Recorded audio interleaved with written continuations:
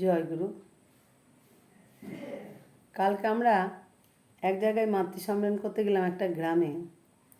তো যে গ্রামের ছোট ছোট বাচ্চা ছেলে মেয়েরা, মায়েরা, ঠাকুমারা সব দেখছি উপস্থিত হয়েছেন এবং আগ্রহ ভরে কথা শুনছেন। মানে তারা ঠাকুরের কথা কমই শুনতে পান। তাদের ওখানে সারাদিন পরিশ্রম করতে হয়, সারাদিন কাজের মধ্যে থাকতে থাকতে তাদের আর ঠাকুরকে নিয়ে চলার আর সময় হয় না। আর কি সেরকম মানুষের সংস্পর্শ পায় না।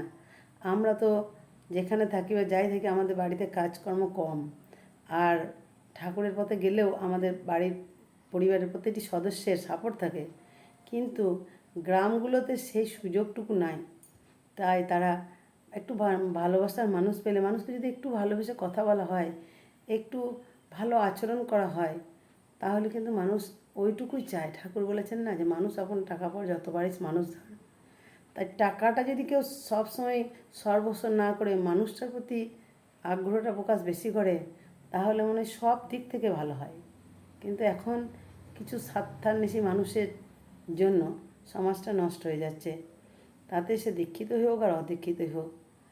তো যে দীক্ষা নিলেই যে ধোয়া তুলসী পাতা হয়ে গেল তা তো নয়। দীক্ষা নিয়েও মানুষ অপকর্ম করে। আর তখন কি হয় যে ওই দেখো ওরা ঠাকুরের দীক্ষা নিয়েছে, ওই ঠাকুরের দীক্ষিত, এই দীক্ষা নিয়ে এরকম করে, ওদের আচরণ এরকম, তাদেরকে দেখে আরও 5টা মানুষ তখন ইষ্টভীতি করা ছেড়ে দেয়, ঠাকুরের কাছে আসা ছেড়ে দেয়। দোষ হয় তখন ঠাকুরের। কিন্তু তা তো নয়। দীক্ষা নিলেই যে একদিনে একদম শুদ্ধ হয়ে গেল, ভালো হয়ে গেল, তা তো নয়। দীক্ষা নিয়ে দীক্ষা যেমন চলতে বলেছে সেরকম চললে তবে তো সে ভালো হবে, তবে তো সে সুস্থ থাকবে, আনন্দে থাকতে পারবে, আর 5টা মানুষকে ঠাকুরের পথে আনতে পারবে। কিন্তু তার মনের কুপ্রবৃত্তিগুলো যদি না সরাতে পারে, তাহলে তার দেখা দেখে আরও 5টা মানুষের খারাপ হয়ে যাবে। আর এগুলো এখন হচ্ছে বলেই আবার আমাদেরকে এই ডিপির কাছে বেরোতে হচ্ছে। আবার ডিফল্টার লিস্টে তাদের নাম চলে আসছে, বলছে অমুক মানুষ এই বলে গেল, অমুক দাদা এই বলে গেল, অমুক মা এই ব্যবহারটা করে গেল।